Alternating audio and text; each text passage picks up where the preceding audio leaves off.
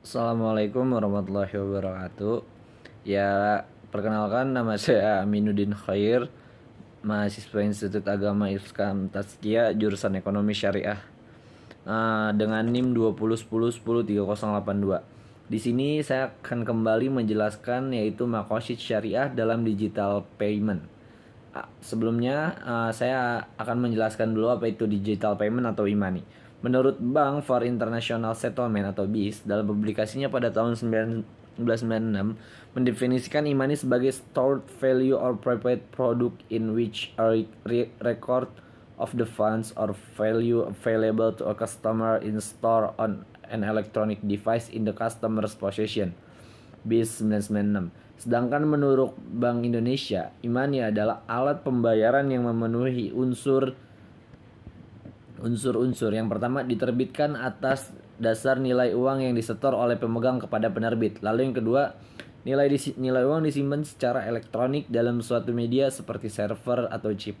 Lalu yang ketiga, alat pembayaran kepada pemegang yang bukan penerbit e-money itu. Dan keempat, nilai e-money itu bukan merupakan simpanan sebagaimana disebut dalam Undang-Undang Perbankan. Secara umum, e-money dibedakan dua jenis, yaitu e-money bentuk kartu di mana identitas pemegang terdaftar dan tercatat pada penerbit atau terregistrasi, serta e-money bentuk kartu yang tanpa identitas pemegang. Selain itu, ada pula e-money yang menggunakan telepon seluler sebagai medium penyimpanannya. Keunggulan e-money bersifat praktis karena kita tidak perlu membawa fisik uang. Keunggulan lainnya adalah transaksi jadi lebih cepat, tinggal menempelkan kartu dan tidak perlu menghitung lembar demi lembar uang. Keunggulan selanjutnya adalah kita bisa melacak setiap pengeluaran sehingga memudahkan dalam mengelola keuangan. Adapun kekurangan e-money diantaranya adalah tidak semua penyedia barang dan jasa dapat menerima transaksi elektronik, apalagi di pedesaan dan pasar tradisional. E-money ini juga mempunyai risiko hilang dan rusak, apalagi jika kita memasukkan nilai uang dalam jumlah yang besar. Maka sekali kartu itu rusak atau hilang, maka hilanglah semua uang kita dari e-money tersebut. Dari penjelasan tersebut, bahwa semakin meningkatnya perkembangan e-money dapat memberikan manfaat pada perekonomian nasional. Penggunaan e-money merupakan bagian dari upaya pengendalian inflasi. Namun apakah manfaat tersebut berpotensi meningkatkan kesejahteraan masyarakat sebagai manifestasi terlaksananya maslahah dan tujuan-tujuan umum yang ingin diraih oleh syariat? Manfaat e-money dari sisi pengguna atau kalau secara rasional, seseorang cenderung akan menggunakan cara termudah dan termurah dalam mencapai tujuannya.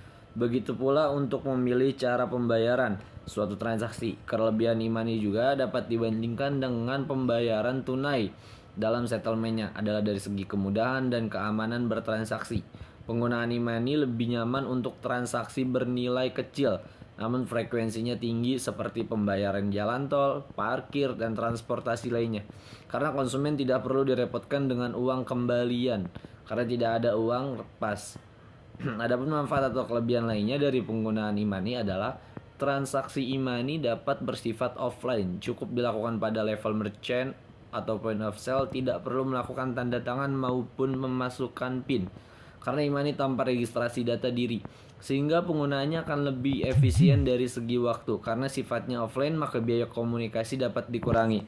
Akad yang digunakan dalam e-money, akad antara penerbit dengan pemegang e-money adalah akad wadiah atau akad qard. Dalam hal akad yang digunakan adalah akad wadiah, maka berlaku ketentuan dan batasan akad wadiah sebagai berikut. Yang pertama, jumlah nominal e-money bersifat titipan yang dapat diambil atau digunakan oleh pemegang kapan saja. Lalu yang kedua, jumlah nominal e-money yang dititipkan tidak boleh digunakan oleh penerima titipan atau penerbit, kecuali atas izin pemegang kartu. Lalu yang ketiga, dalam hal jumlah nominal e-money yang dititipkan digunakan oleh penerbit atas izin pemegang kartu, maka akad titipan wadiah berubah menjadi akad pinjaman atau qard. Dan tanggung jawab penerima titipan sama dengan tanggung jawab dalam akad qard. Kesimpulannya adalah Islam memandang e-money yang merupakan produk dari gejala sosial yang baru sebagai sesuatu hal yang boleh atau mubah, karena pada dasarnya asal semua hal dalam muamalah itu adalah boleh. asal tetap berada dalam koridor kebenaran menurut syariat dan undang-undang. Imani hanyalah satu bentuk baru dari uang yang senantiasa berubah. Islam pun tidak menafikan pencarian keuntungan yang diperoleh dari jasa imani. Karena yang dilarang adalah upaya membeli uang dengan uang. Tetapi pada imani ini, si pengguna membeli jasa kemudahan transaksi yang ditawarkan oleh penerbit, sehingga penyedia jasa mendapatkan keuntungan dari jasa yang mereka jual, dan pengguna pun mendapatkan kemudahan dari penyedia layanan. Nah, kurang lebih seperti itulah penjelasan maqasid syariah dalam digital payment. Jadi pada dasarnya boleh asal sesuai dengan syariat dan undang-undang. Karena pada dasarnya kita tidak membeli uang dengan uang, tapi membeli jasa atas kemudahan yang diberikan oleh penerbit. Mungkin kurang lebih itu pemaparan dari saya. Kurang lebihnya mohon maaf.